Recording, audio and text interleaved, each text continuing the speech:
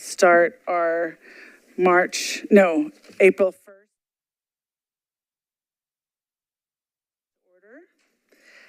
order. We have quorum, so that's the good news.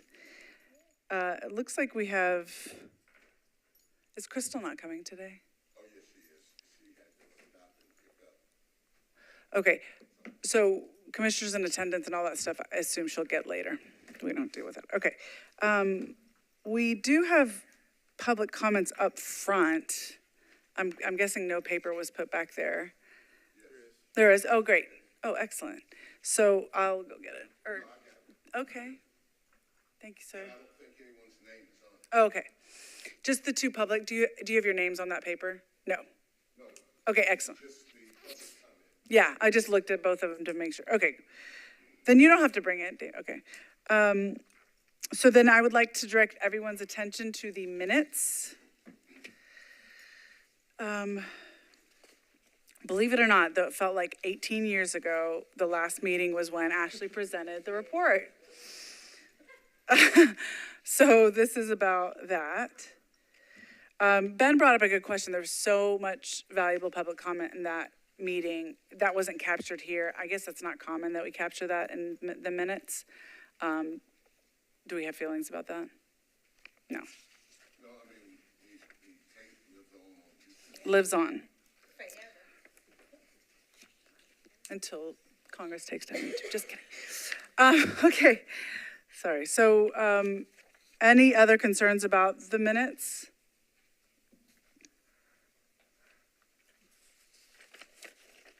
All right, then we can take a motion to approve. I'll move. Second? Anybody against or abstain? All right, minutes are approved. The very boring financial update. Oh, looks boring as usual. Sorry, feeling feisty today. Interestingly, I do think that one thing we could say about it is that we have a little over $40,000 in savings in the budget that we have already allocated toward other programmatic concerns that we are now trying to figure out who pays for mail follow green. And we feel as though we're at a disadvantage to pay. So this is also part of an issue that we're trying to get answer to.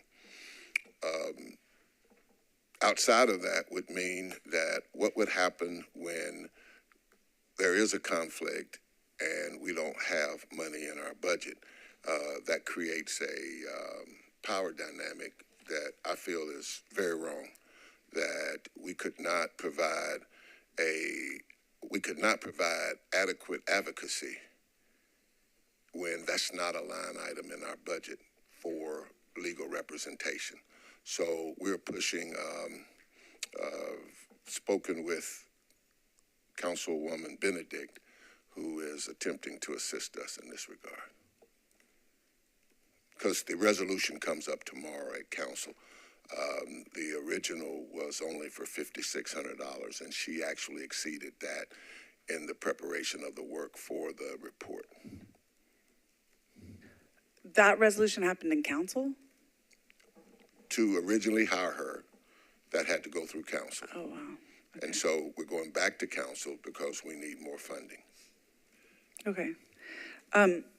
Lots of questions. Also, if you have surplus, and when is this wrapping up? April? No, it wraps up. June. Yes, in June. So just curious on what you're going to spend that money on, but I'll let everybody else go first. Yes. Who? Carlinda, did you want to? I do, but it's the substance of the letter. So. Okay. Budget or letter? Oh, okay. So, Erwin, yes. So this budget doesn't include the charges that Mel has submitted to the commission? No. Okay. No. Now, this budget is set up by finance, not by us. I see. Yeah, so whatever lines are in there have to be approved by finance. And heretofore, there's never been a line that would allow them to allocate us resources anticipating legal representation. So what has to happen in order for that to happen going forward? Well, try to convince them. Yeah. But then I think the backside of that question, I think what I would prefer is that when that's necessary, that legal pays for it.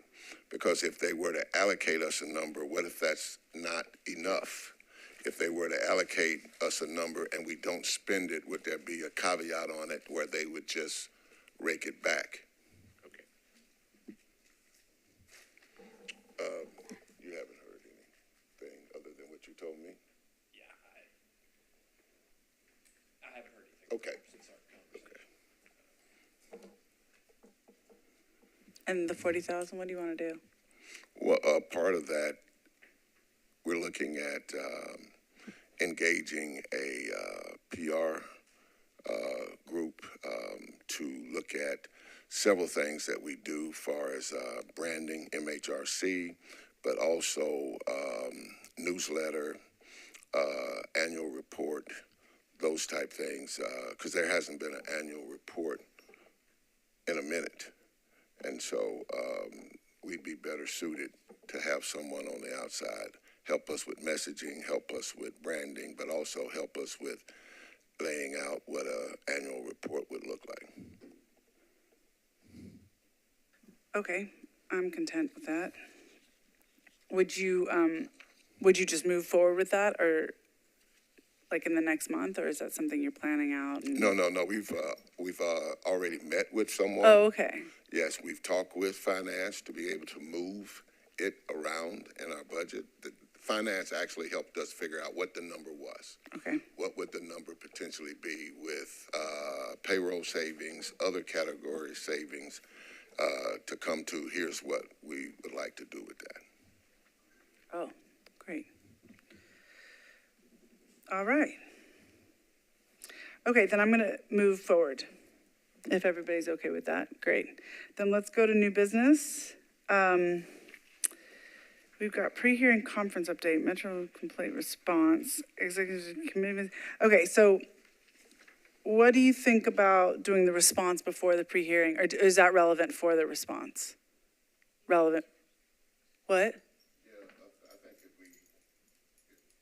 we did the pre-hearing conference update, I think it may have Okay, then go ahead. I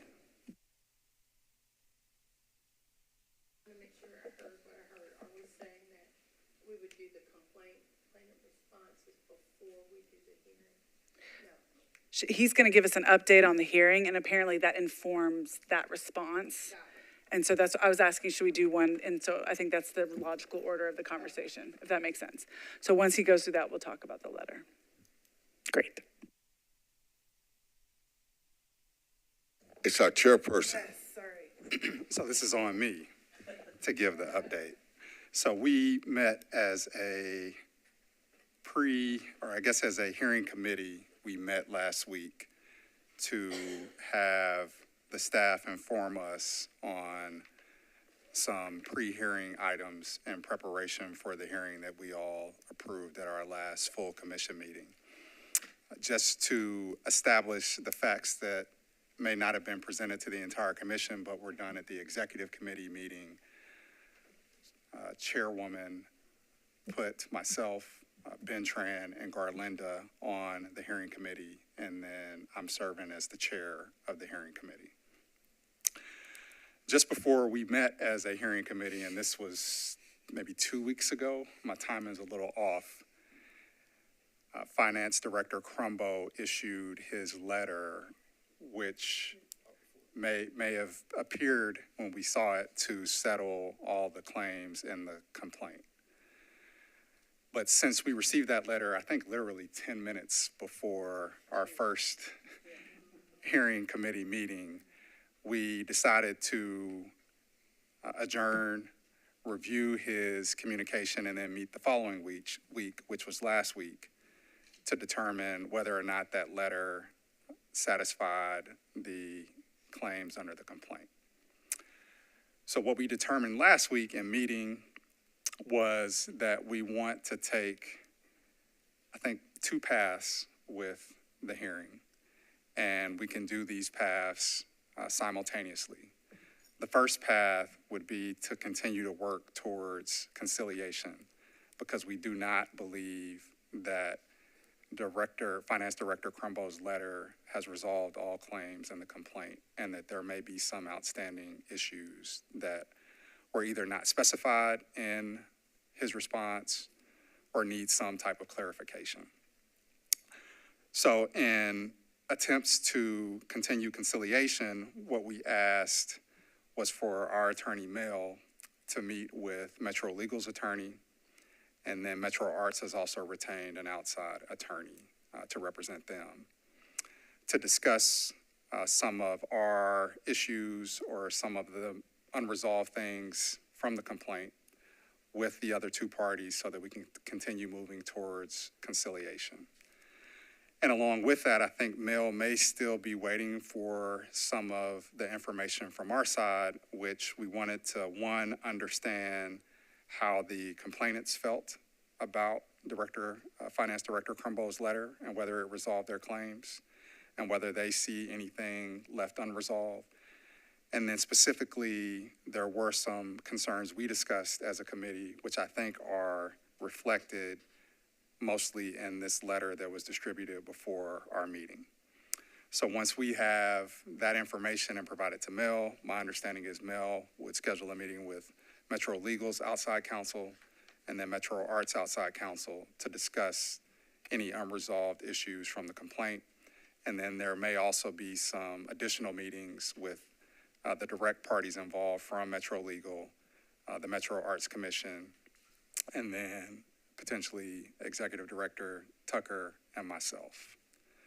So while we are continuing with those conciliation efforts, we're also going to proceed with the pre-hearing procedures that the staff share with us, which at this point, I think really maybe three things that are on my list. One, making sure that we framed the issue or issues correctly.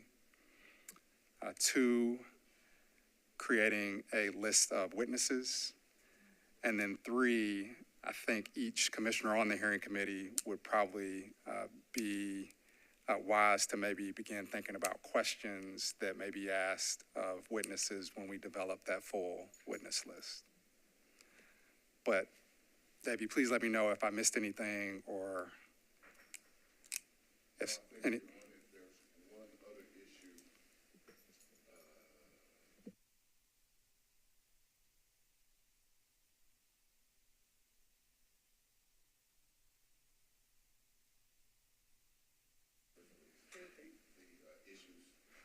Well, I said we'll be running two paths. One path is to continue the conciliation efforts, which Mel will lead initially, and then may involve the parties directly from Metro Legal, Metro Arts, maybe even Metro Finance, and then yourself and myself.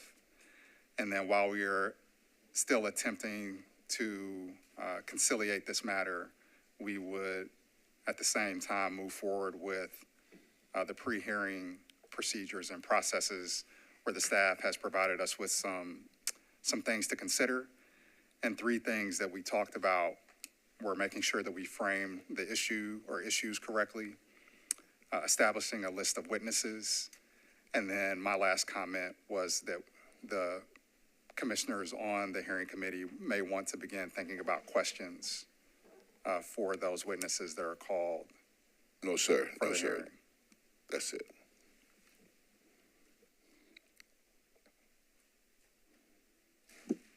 Does everybody at this point have this letter printed out in front of them? Okay, okay.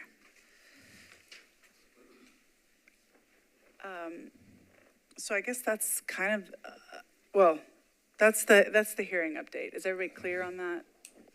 Great.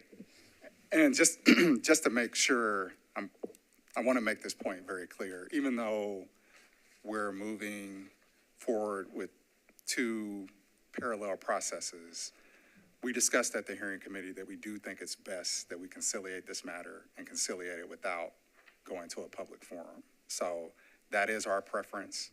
I expect that's the preference of all parties involved, and just want to make sure the commission understands that that's where we landed on it at the meeting last week. Can I ask you what needs to be conciliated for that to happen in your mind? I think a lot of that is addressed in the letter that we received before this meeting. But again, also I think, and I'm not sure if the staff has had an opportunity to speak with the complainants, but some of that will be dictated by their thoughts on it too. But Mel was very clear in the meeting that she also believes there are certain issues that must be addressed because it was a Title VI complaint that would be, I think, outside of how the complainants feel about their claim being satisfied, and maybe even how commissioners may feel about what was included and resolved in Finance Director Crumbo's letter. Okay, then I say we move to the letter, because that is what outlines it. I don't know if you guys want to report out what you heard from the complainants before we start this conversation.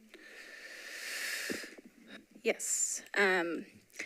So I was able to speak with our complainants, and I'll just provide a sort of a brief summary there. And these are ongoing conversations, of course, but I think first and foremost are some of the same questions that we have around like timelines and logistics for getting the funding shored up for folks based on that July vote. And so I believe as of today, there haven't been any concrete plans beyond the letter, and there may be there likely are plans being made, but I don't think that we are aware of what those things are. So first and foremost,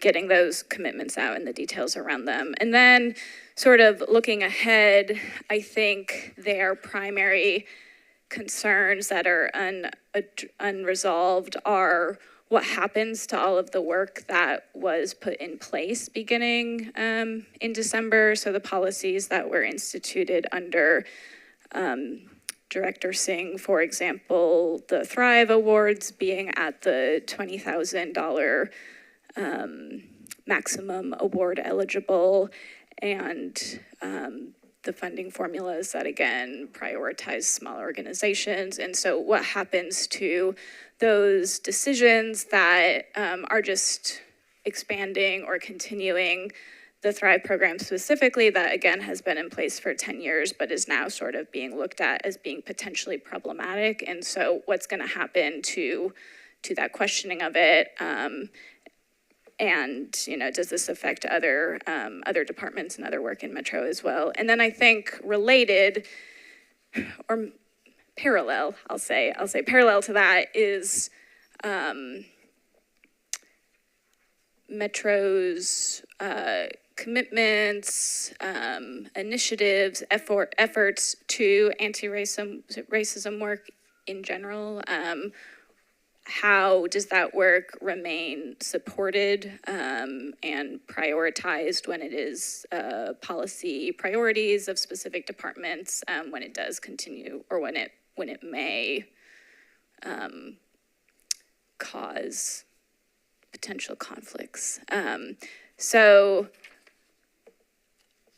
I'll share that as my update in my report back. And again, these are ongoing conversations that we're having with folks. No, yes, I do. In regard to the draft, we, after the meeting last week, we rushed to try to get this together. Excuse the lateness in getting it to you as soon as we completed it, after we've talked to Charles and a couple others to rework and look at some stuff. Hopefully this is something that you all can take whatever time we have right here to come up with something that we can send. Because if we can't vote to send it today, we really don't need to send it, because it'll be next month. And there are decisions that will be made between now and then that will impact this. that there are decisions now that are being talked about of when and how they're going to release the money, whether that's to wait till after the audit or whatever. But there are people who are pressing now. I also agree that they need to release the money so that you have individuals who were awarded this money last year who half of their year of whatever it is that they're going to do is already gone. We're also interested in, based on what they said they were going to do and the time that is left, are they going to be able to modify their projects and whatever, or to continue to go on? Or are they going to jump in and maybe say, it's April and you were going to do X, so you don't get anything? So it's little bitty things like that that are really critical that we feel to conciliating this toward an equitable outcome. And there's little bitty things that cumulatively turn into big things. And so having you all as the commission to reinforce us as we work is very important. I'm going to attempt to maybe translate a little bit of the letter, and if y'all could clarify or do a better job than me, I think that would be helpful. Or if you want a minute to read it quietly to yourselves. So just let me know if this is how you're saying, yes.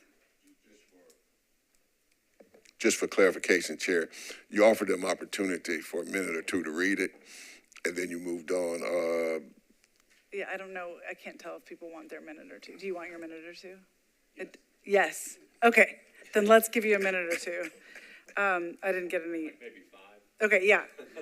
All right, so you get 5 minutes, 6 minutes to read it. So go slowly and read it, and then we can walk you through it a little bit, and then maybe Thank you. decide. Okay, so I've got a timer on. Go for it.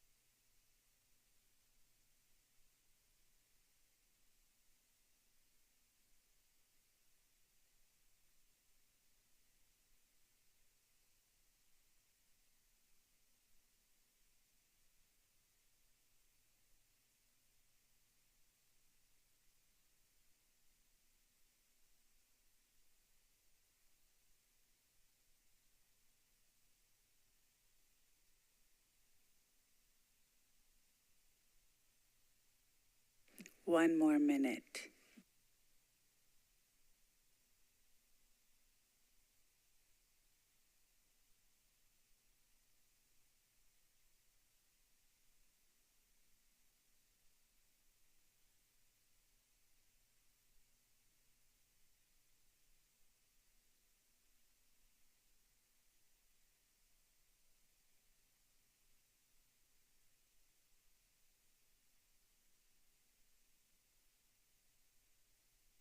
Alrighty. I see heads down still. You okay? Okay. So I don't know, this is how I understand it. The introductory explains why, there's more to be resolved than just what was stated in the letter. And what I take from this, as I wonder, like, what's the reason for the hearing? Basically, this question of, whether there was probable cause or not can be determined and shown in a hearing. And the importance of that is that it can go back to whether there was essentially an intent for discrimination by the advice that was given, and that's important. I don't know if you want to say anything about that. Yeah.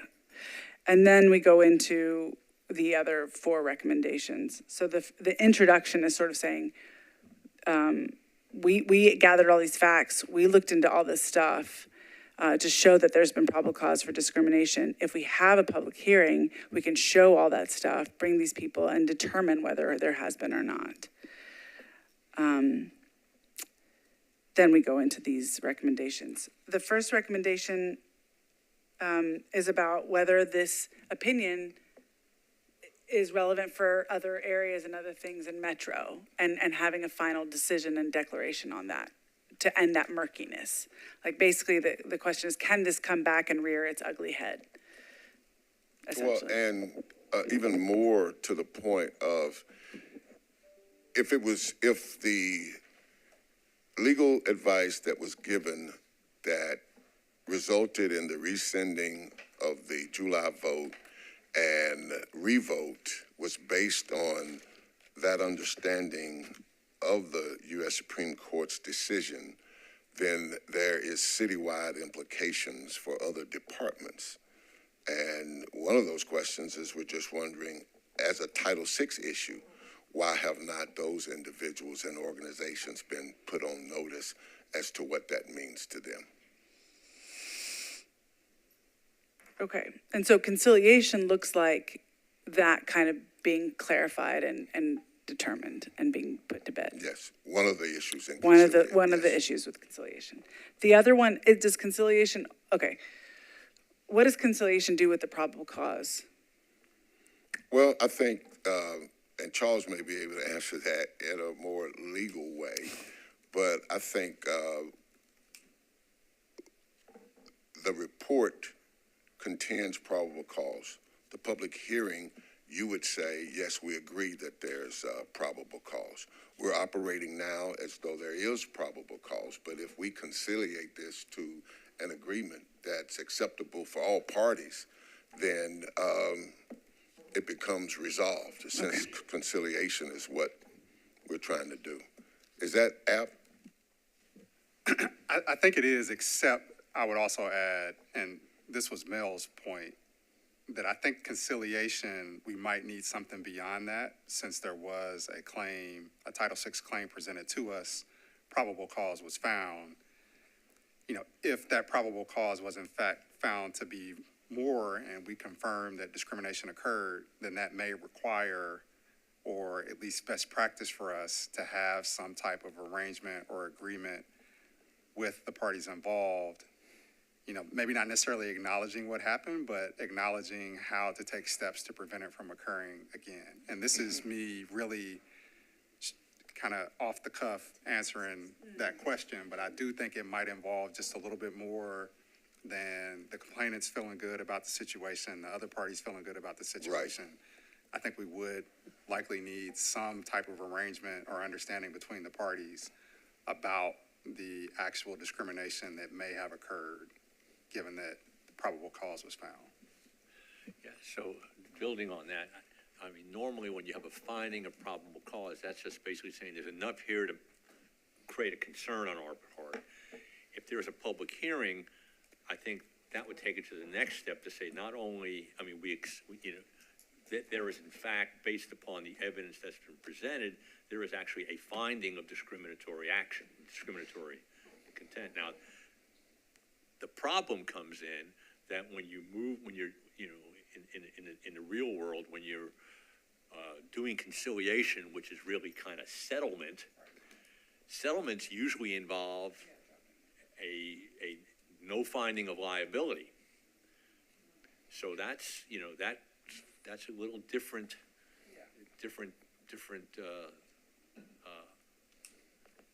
approach, and the commission needs to think about that. But what we have before us right now is a recitation of a lot of facts that lead to the conclusion that more than likely discrimination occurred. The public hearing would reach a conclusion that based upon what has been submitted to us, discrimination has occurred if it goes that far. Yeah, I would agree with that. And then the settlement process, again, and that's why I said, I don't think it would require anyone acknowledging that they did anything wrong, but it still may require some understanding of what happened and how to prevent that from occurring again. Right. So that there wouldn't be another claim of discrimination. In a policy type format. Right, so if you take number one, the issue about, well, what about the Metro Legal's opinion with respect to the Arts Commission in the shadows of the Supreme Court decision? What does that mean across Metro? I mean, that is something that can be resolved in a policy way.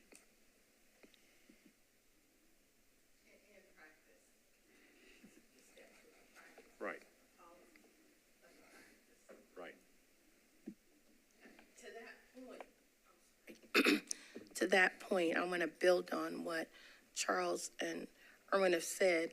And so on point two, I wondered if we needed to be specific to say what the Supreme Court decision, what impact does it have with regard to considering race, gender, class, et cetera, or other protected classes in grant applications, if we need to be that clear. Because that was the concern, right? Am I wrong about that? Is that too specific? I mean, I think that was the concern, but what Davey, I think, was kind of extrapolating that out to if that specific question, if Metro Legal has determined that specific, and with that specific question that it does apply to arts grants, then are they applying it across the board to all Metro departments? I think is a larger issue that may need to be addressed rather than the specific concern that arose. Well, I'm agreeing with you because he says arts and across Metro commissions. I would just wonder, I'm just wondering if we should say with regard to race, gender, class, ethnicity, in grant applications, because if my understanding is correct, that was the basis upon which allegedly and see, I haven't heard this directly. Maybe we have, and I didn't get that Metro Legals said to people at Metro Arts, you could get in trouble for this. Mm-hmm. So if they said that, and it's true or it's not true, let's say it's not true, then how exactly is that going to be determined? What I heard from Mel is her opinion is that it's not true. But even if it is true, how do we move forward with protected classes of people? Well, I don't have a problem with us inserting that, but in answering these questions, that's part of the conversation. Okay. That to answer these questions, all of that will come up. It has to come up to get down to whether or not that view of the Supreme Court ruling will stand. Okay. Because during the process, it was Metro Legal that introduced the language of race-based grants and awards. it wasn't part of that process, Okay, or that portion of the language which they're claiming attaches to the Supreme Court ruling. Now, I don't like talking too much like a lawyer because I start to feel real uncomfortable. talking like who? Yeah, so I'm uncomfortable right A now. lawyer. And when I look back over at you, Charles or Irwin, that's kind of an indication that if you need to. Looking for a lifeline? I'd like to buy a vow. Now, I just want to make sure that I'm clear about what we're saying. And I want to make sure that we're clear. So we are saying that if Metro Legal gave them advice and they acted on the advice that said the Supreme Court ruling has a direct impact on how we make grants, then we are questioning the validity of that and how it was applied. Yes. Okay, so then Yes. okay, that helps me.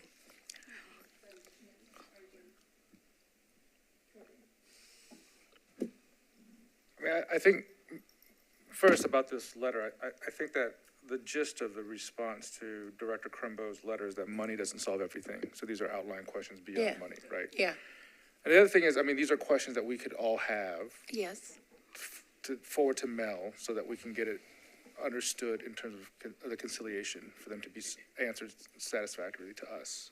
So that's what I would say is that I think we talked about a list or getting some questions to Mel. oh, yeah, That are questions about, the applicability of the anti-affirmative action ruling. So I think that's a legitimate thing. okay. Thank you. Thank you. In the conciliatory process, when they get the money, does that mean that there's going to be an understanding that this is it and there's not going to be an opportunity for any other recourse? Is that what reason why we're going that route?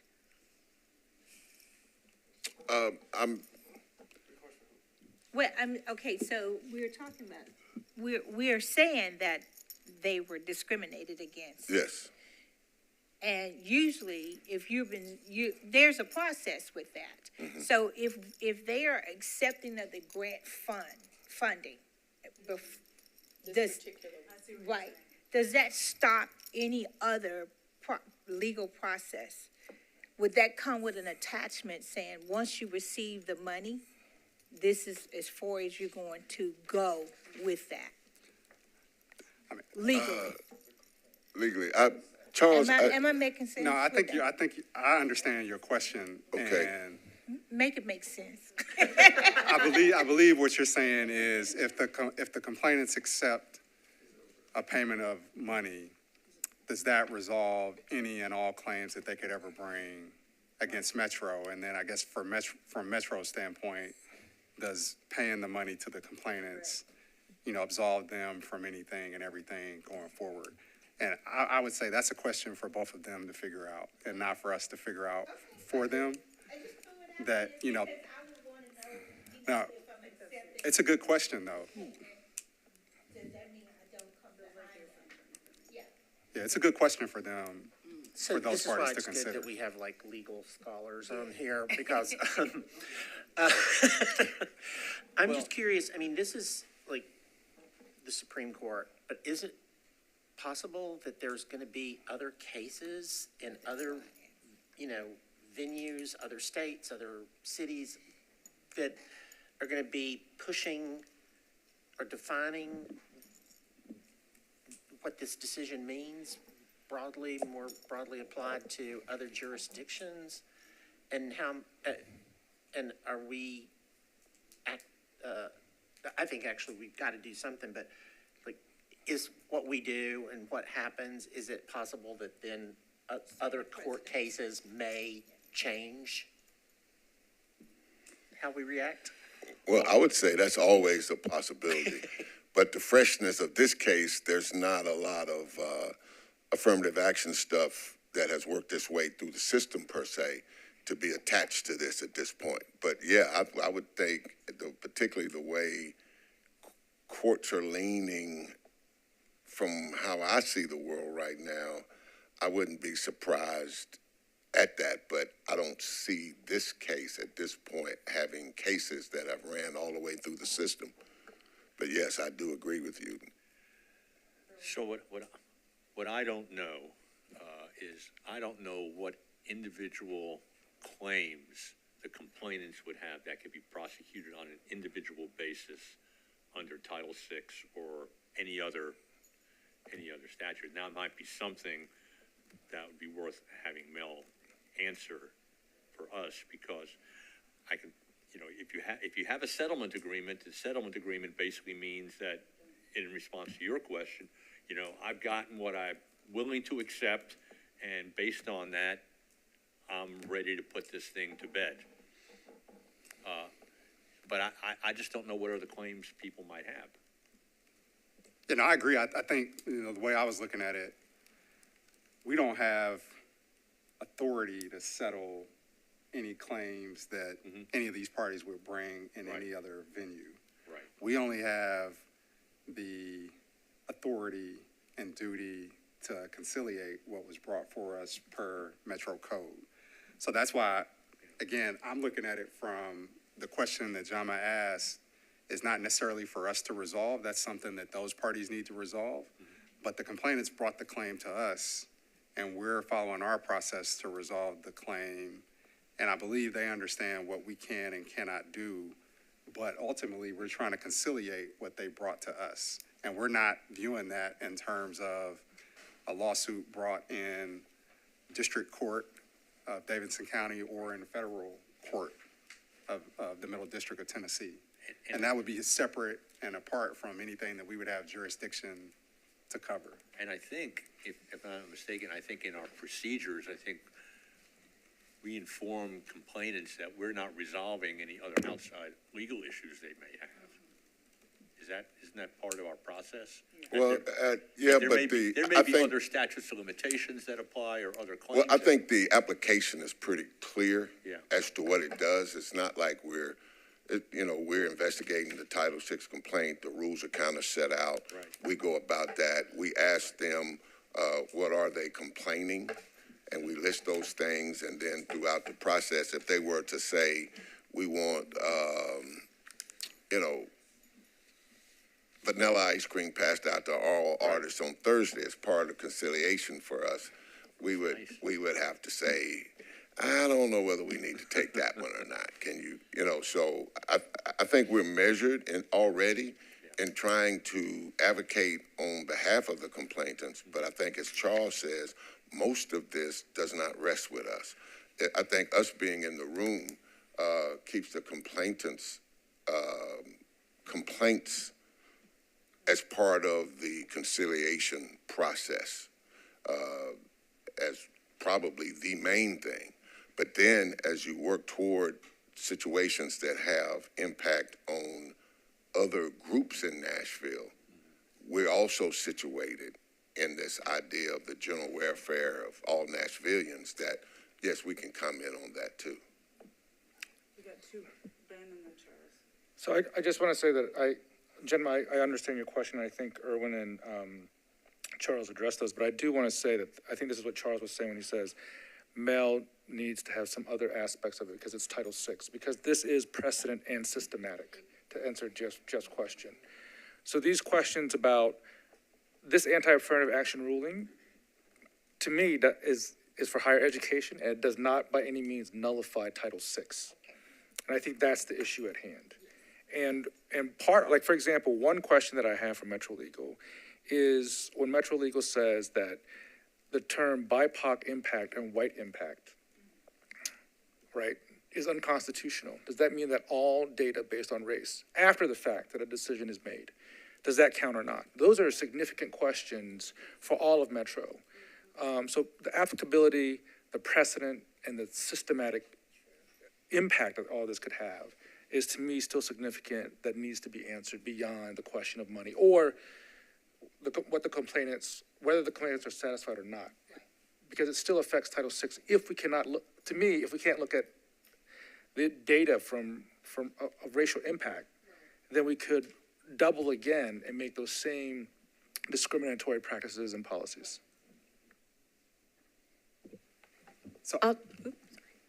I'll just say real quick, I think it's important to state that Mel prepared the legal memo addressing 3 questions, 2 that we discussed last week. But to my knowledge, as of today, nobody has responded to the specific arguments that she has presented. And that's what we're talking about right now, right? She's challenging that strict scrutiny wasn't necessary in the grant decisions last year, right? And so I think the framework that she provided in that legal memo and her analysis are the unanswered questions that we're talking about right here. So that is what my understanding is, I would say, is like what we are looking to engage there in conciliation. Yeah, I was just going to suggest, I mean, this probably not going to, I don't know how long it would take us to work through this letter with these comments, but I just had a few comments. I mean, ultimately, really looking at it from the standpoint of what would be sufficient enough to send to the mayor, and if there would be any changes that I would make. And I only had 3 comments. So one, under the recommendation, the 3rd bullet about can and under what circumstances Metro Legal be a party to a Title VI complaint, which I think Metro Legal has raised that, but it's been answered by mail for us, and we haven't received a response from Metro Legal or Metro Legal's outside counsel with any law, case, regulation that would say otherwise. And all we're left with is Mel's opinion, and then also the Metro Code, I think, is very clear that we can seek information, hold hearings, and also we can investigate alleged discriminatory misconduct by employees of metropolitan government. And then it says including but not limited to various agencies. It doesn't list Metro Legal, but it says including but not limited to. So again, I don't see anything that would say that Metro Legal cannot be a party to this complaint. And then with that comment, looking towards, I think, the introductory paragraphs, which would be the 3rd paragraph, and the penultimate sentence. I always wanted to use that word, so I had to do it.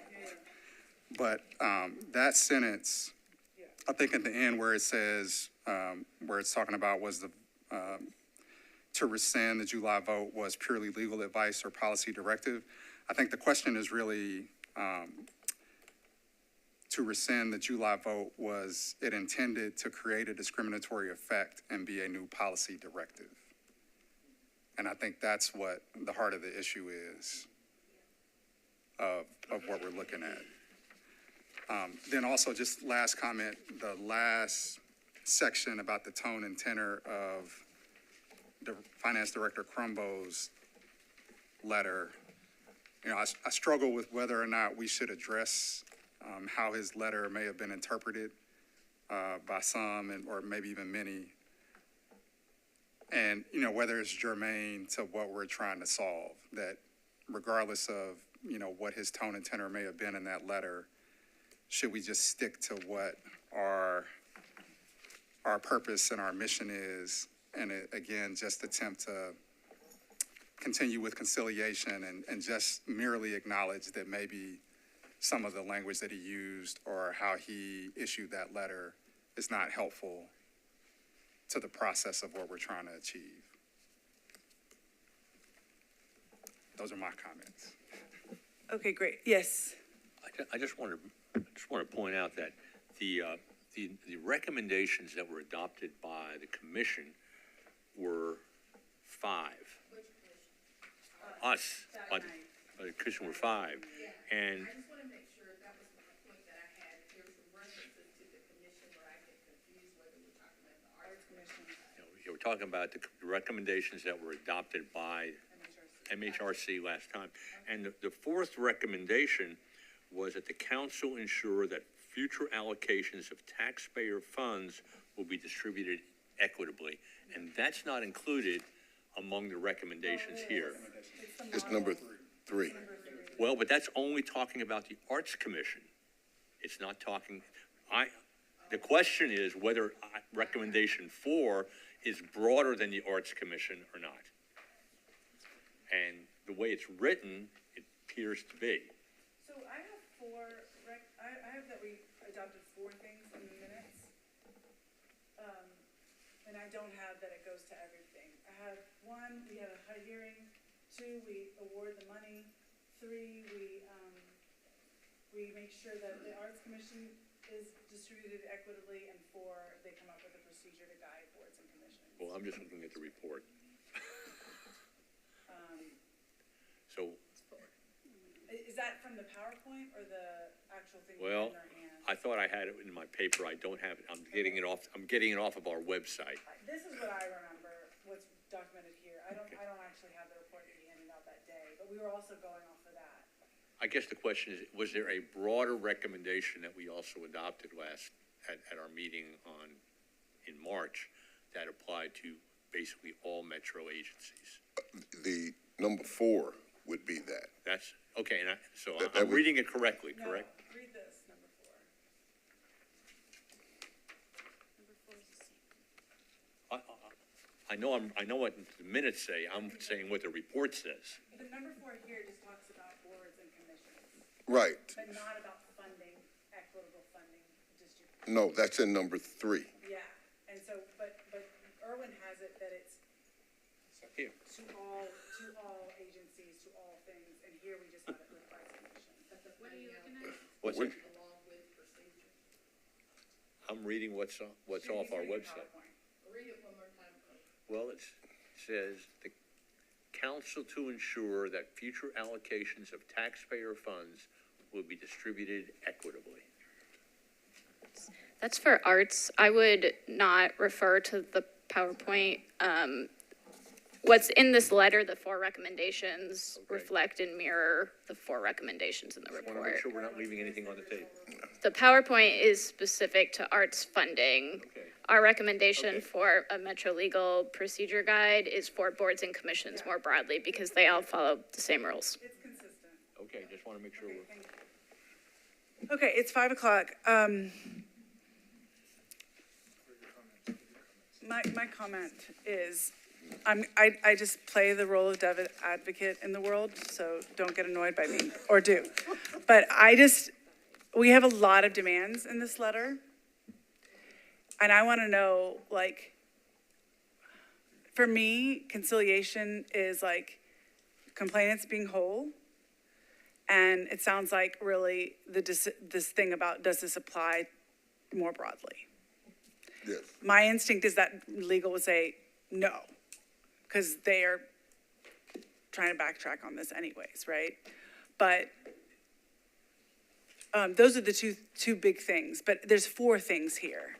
If they give you 1 and 2, like complainants made whole by the July decision, and no, this does not apply broadly, and I don't know, in the best case, we misinterpreted the decision, the SCOTUS decision, or worst case, no, it doesn't apply and leave us alone about this. You know what I mean? Like, go away, it doesn't apply, we're never gonna bring it up again. Are we happy, or do we need the other 2? Like, is it just all or nothing is my question. Well, I would say it's not all or nothing. Okay. And I think that that's one of the reasons we're glad to have the hearing committee. We're also glad that Charles will be part of this conciliation. We want to answer as many questions that have impact not only to arts, but to Nashville as a whole, that this situation uncovered, which is solely in the purview of MHRC. So these, I guess, ancillary questions came up out of this investigation, so that I think they need to be answered. So to say, we'll give you 1 and 2, I don't know. I think it requires a bit more care, a bit more attention than it being done that easily. And I'll defer to Charles.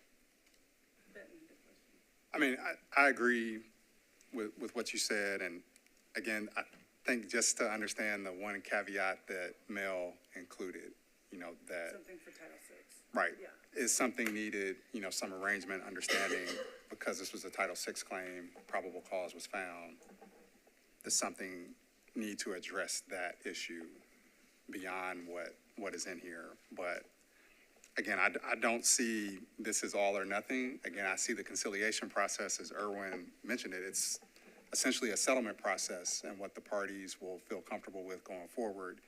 And then on top of that, I think is the Mel consideration, or what Mel provided to us as a consideration of what might be necessary for Title VI. So, my comments will come from this, but, under recommendation 3, the first line says the Arts Commission and Arts Community would need to determine an applied funding model for the future allocations. I mean, those allocations are now. The cycle is already underway. It might be frozen, but this request, Miriam, has to be resolved, but because we've addressed and only talked about Metro Legal, we haven't talked about the Metro Arts Commission. They need to decide whether or not they're going to go back to the December 2022 criteria or not, and parameters, and that is a question between Metro Legal and Metro Arts. So that's the other big question, whether or not, how does this work out? I have no idea. But that to me is part of some of these questions, but that has to be played out. That has to be resolved in order for funding to continue. And I haven't heard anything. So I would suggest that funding amount for future allocations be changed to like 2024, 25, is that right? Yep, fiscal year, because it's already underway. Last thing, and this is, with Metro Arts Commission being in limbo with having an executive, in the, I don't know, I mean, they have an executive, but they don't. So how would all of that play into the recommendations that we are asking for, when they don't have like a leader? Well, they have a leader in charge.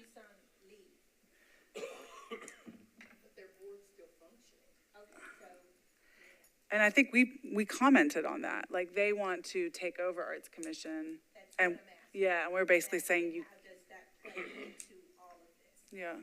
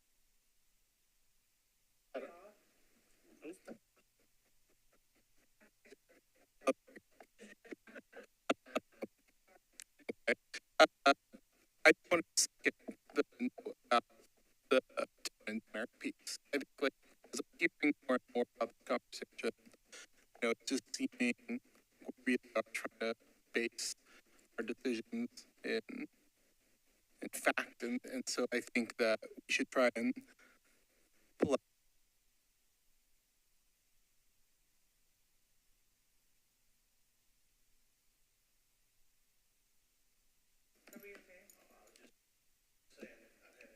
I'm back.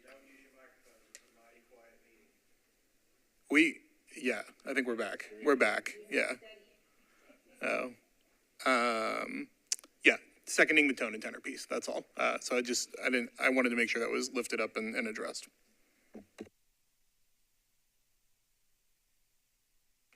I'll throw my 2 cents and I'll leave it alone. I understand what you're saying. But so often when you look through history and you look at, and I don't want to use names because I'm not comparing this to that, but in seeking justice, those in power often are dismissive and disrespectful to where you give me what is right, but you talk to me in a certain way. Now, we're going to write this because this is from the commission, and I'm good with if that needs to come out. But sometimes, like when we enter into conciliation, I don't think that tone would be helpful in the room. If we're talking about trying to resolve this, I don't think that would help it. I think that would actually hurt it. And I think it may bring any meeting to an abrupt end. As there ought to be a reasonable, expected way that people engage in civil discourse. And when that goes, I don't know, it looks like anarchy or something may be the replacement. But I can tell you that if you sent me to conciliate on behalf of MHRC, I could not do it if there was not some mutual respect for me being a human, a man, and a grown man. So that's all I have to say about that. I want to just quickly respond. I am not saying to fully take it out. That's not what I'm saying. I think, but my piece here is that I don't want something that is used out of this section to then be pulled out to diminish the rest of this letter. So if we can find that balance, I'm okay with it, and I trust you all to figure it out. But I think that's where I am coming from. Did you read the letter from Director Crumbo? I have not. Well, there's a section toward the end where I'm trying to paraphrase it, that there'll be a formal request to MHRC to enter into this collaborative process, but we need them to show up with a collaborative spirit. Sure. Not with the assumption that we show up threatening litigation, blah, blah, blah, blah, blah. When I take that personal, and also personal for the staff, that we show up uncollaborative. Sure. Which is said clearly in that letter that if you come to the table, you need to have this attitude when you come to the table. And I think that's inaccurate. I don't think that helps this process. In fact, I would say that I took his email to not help the process. That's helpful context. I appreciate it. And again, all I've done, I've uplifted my concern. There may not be a word that needs to change here, but all I'm saying is just think of that as we send it. That's all I'm saying. And Commissioner, if you tell us to take it out, we scratch the whole section, and that's not what I'm and saying. We move on. Yeah, and I just want to restate my comment to that section is not to take it out, but I think just to merely say his letter, that we did not find his letter, his tone and tenor helpful. And just leave it at that. And Exactly. They say we should collaborate with them in their letter. And it's like, how do you collaborate with someone that's coming at you like that?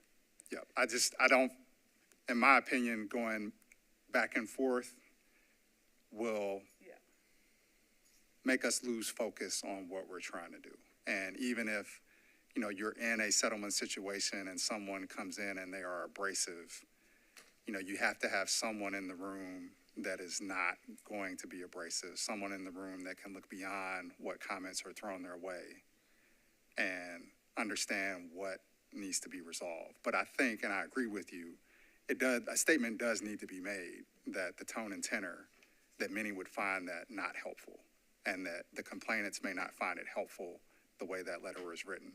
But I think it's a quick statement in and out, and we're done with that issue. I would pick something stronger than not helpful. Was my recommendation. Yeah, something stronger than not helpful. It was. And I might even pick up the words that he said about not treating people as neighbors and friends and whatever. Just pick up his words, that it was. That it was Collaborative. antagonistic and, Had a chilling effect.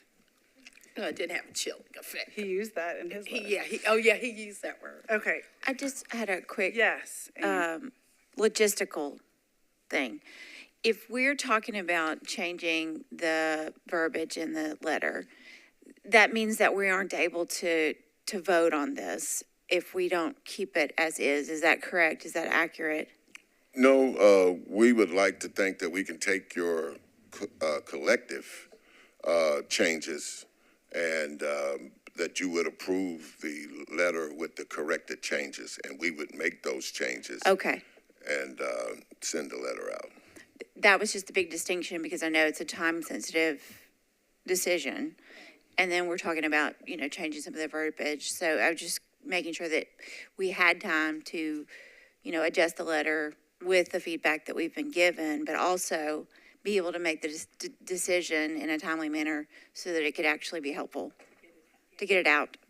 I think in the past, y'all have taken notes and then just gone through and incorporated those notes. And yeah, so the vote would be like, we accept this. I think I keep pushing the wrong. I know. Yeah, we're all off then? Not used Yeah. that. Is this a conspiracy? Mine is solid. Is there anything Yeah, that so needs is to be mine. said? We're back, we're back. Okay, so yeah, last time it was like, we made a motion that with these changes, we accept this letter and we approve this letter and the staff will incorporate those changes and we will move forward. Yeah, let's have a motion. Second. No one abstaining, no one against, then we adopt the letter to be sent to the mayor and the council. Yeah, thanks to staff. Hearing all of our feelings. And thanks to you all for supporting us in this way. Again, it's been continues to be a contentious, difficult process. And the fact that you all are supporting us in this means a lot. Thank you. And I just wanted to say on that point, one thing that we did not do in this meeting, but we did acknowledge in our executive committee meeting, 2 executive committee meetings that we had before this meeting, was acknowledging the staff and the tremendous effort that they put into this, and the fact that the finance director did submit a letter that, at least in general substance, appeared to be issued to satisfy this claim, which I think is a huge testament to the efforts of our staff and executive director.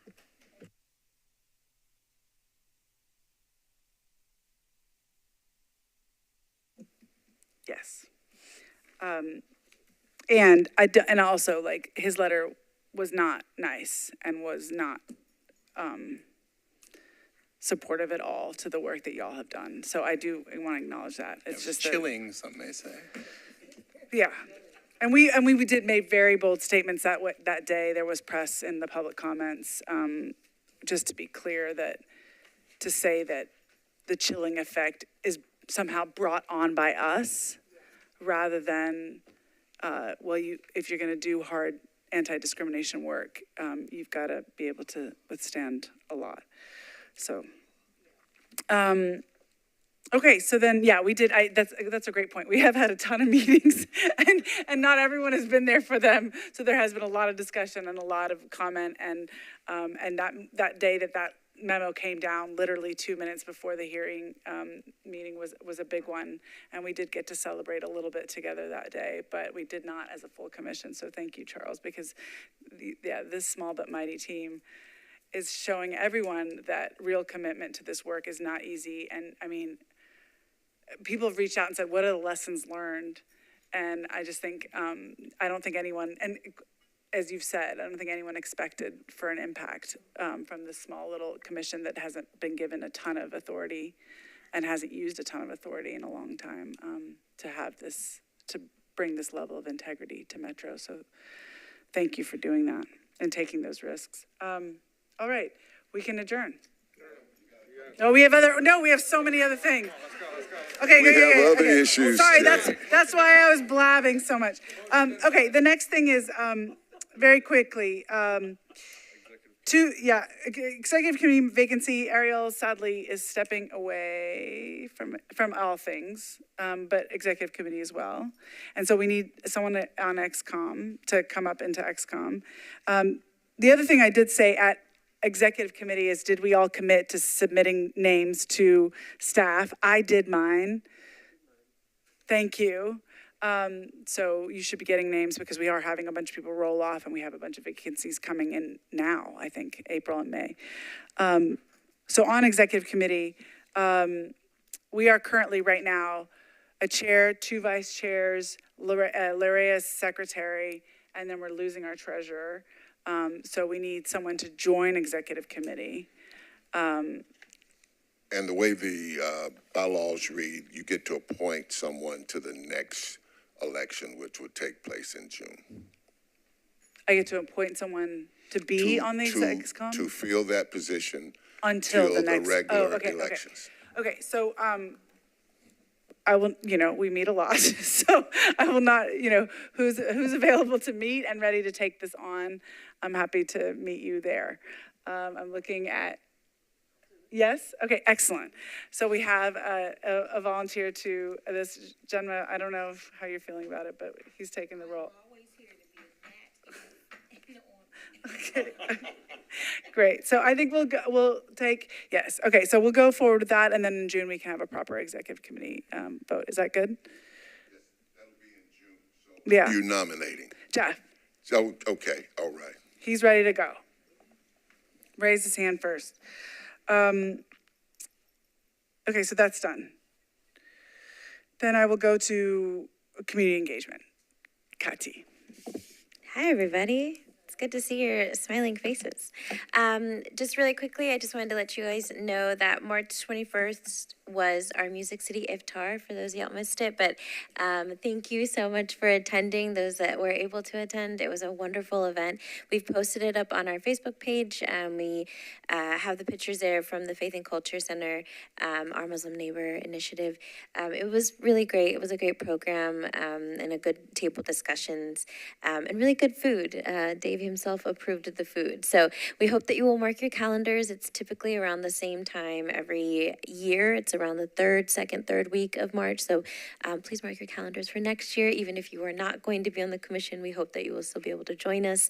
And we changed things up a little bit. So I think things went really smoothly and it was really great. So check out those photos on Facebook. A couple of things that are coming up this month. This Thursday at 5:30 p.m. at Public Square will be the Tennessee is Our Home rally and march. We will be moving from the Public Square up to Legislative Plaza. It is organized and sponsored by our very own Commissioner Patik Dash. Is there anything you want to add about that? Yeah, just, 5:30 is the start time. Program will start at 6. We'll probably be marching by like 6:15 at the latest. So, I mean, we're giving people time to get there. But I think we all know that if we say 6, then our communities usually come a little bit later. So, the majority of the program and rally will be at Legislative Plaza. So if you are running late and you would still like to join and it's around 6:15, feel free to just, park closer to Legislative Plaza and meet the march there. But it is in response to the state legislature passing an anti-immigrant bill, as well as introducing many anti-immigrant bills that our team has done a really good job of killing, but one of them did get through, and we're hoping that we are rallying for the governor to veto. And no matter what his decision, we know that our community wants to have their voices amplified and their power shown. And so that is our goal on Thursday. And just so you know, as it's relevant to our commission, the law that was passed is similar to laws that have existed in Nashville before, where police are now required to collaborate with ICE, so immigration officials, which again could lead to more situations of discrimination and inequality in our city. How do you profile someone who may or may not be illegal? So we would just want to make sure you're able to attend. Again, Thursday, April 4th, 5:30, Public Square, or meet us up at Legislative Plaza. The other thing we want to mention is a social justice theater for oh, I'm going to say that wrong. What? Yes. And it's going to be April 11th. If you have not already signed up for tickets, tickets are available. I believe they're about at $18. So please make sure you mark that on your calendar as well. Earth Day is April 20th. I love celebrating Earth Day every year in Nashville at the Centennial Park. And again, we talk about environmental racism and like what it means for folks to be able to have equitable access to amazing things like clean air, food, housing, transportation. All of that falls under Earth Day as well. So please make sure you let your folks know about that. So just so y'all know, and you may have missed it, but March 18th, we dropped our latest episode of Just Conversations, which is titled Challenges in DEI. I feel like that's relevant to the conversations we've been having here. Thank you to Commissioner Ben Tran, who participated in that with our executive director. It is a really great conversation. If you haven't had a chance to watch the episode, it's only about 20 minutes, so you can literally pop it on. It sounds like a podcast, so you don't have to watch it. You can actually just pop it on and listen to it while you're driving. A couple places you can find it on our Facebook. If you are an Instagram person, if you go to our Instagram page, there's a link tree, and you can find a link directly to that YouTube link, or justconversations.org. So if y'all will help us out and just sharing that, making sure people listen to it. It's relevant, super relevant to this conversation, and actually includes some really great snippets to like, how does this affect education? How is this affecting the city stuff as well? So thank you to Ben, if we can give him a round of applause for that episode. And last but not, or actually not last, just a reminder that our compliance position is open. So I know we've asked you for nominations and whatnot, but please help us spread the news that the compliance position is open. So we would love for your recommendations, people that you know that may have experience with Title VI complaints or just complaints in general, and how to process those things, maybe some investigative experience, things like that would be really great. So if you could send folks that posting, we'll make sure to include it in an email to you so you can forward it to folks that you may know. And now, last but not least, we have 3 commissioners here today who are rolling off. Their official last date is April 18th. And so we just wanted to give a shout out to please give them a round of applause. Mr. Erwin Vernick, Mr. Pratik Dash, and Miss Ariel Safti. So first of all, we want to thank you for your service, for everything that you've provided, for what you will continue to provide to community past just this meeting. We invite you to come back to our next meeting so that you can, continue participating, maybe not up here, but definitely in the crowd. Crystal, unfortunately, got into a little fender bender. She's okay. But she does have gifts for you. So she asked me that before you leave today to make sure you have your address updated so that we can get those gifts thanking you for your service and honor. And I'll pass it over to Davey if you want to say anything about that.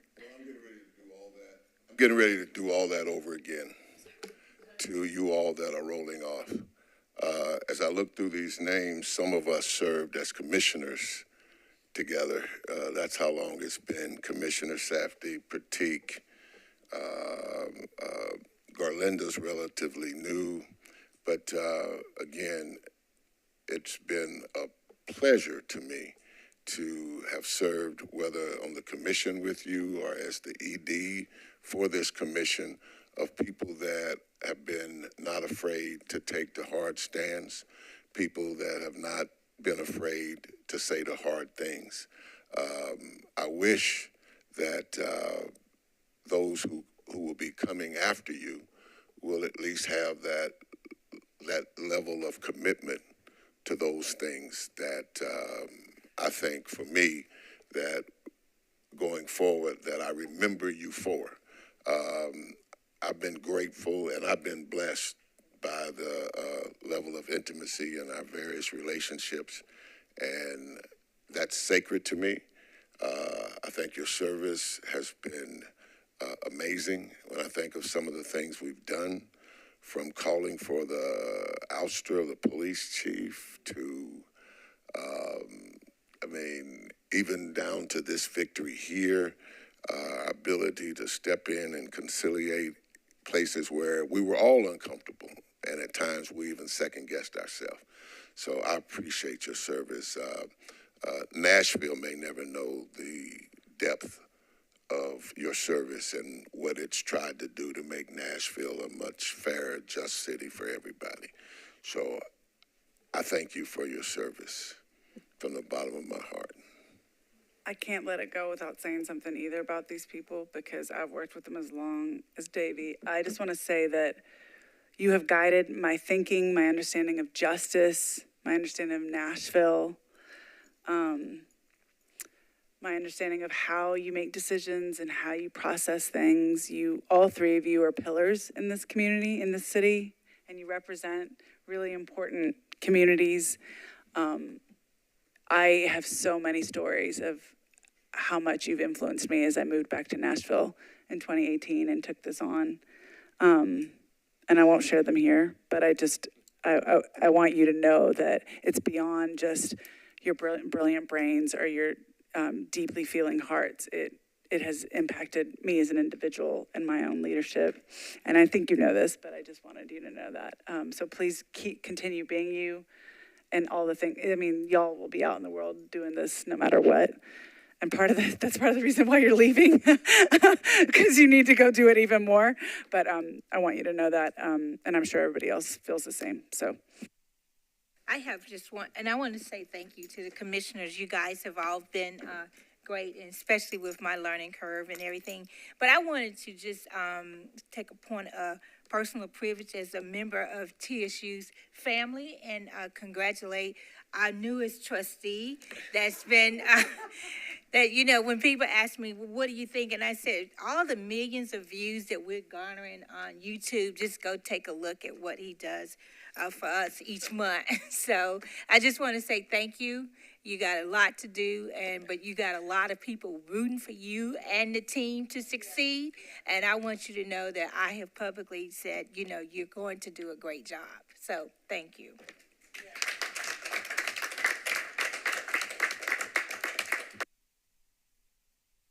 TSU's gonna be all right. Go. Can I move to adjourn? Yeah, can I get a second? Second. No against, no abstain. We're adjourned. Did you have something to say, Davey?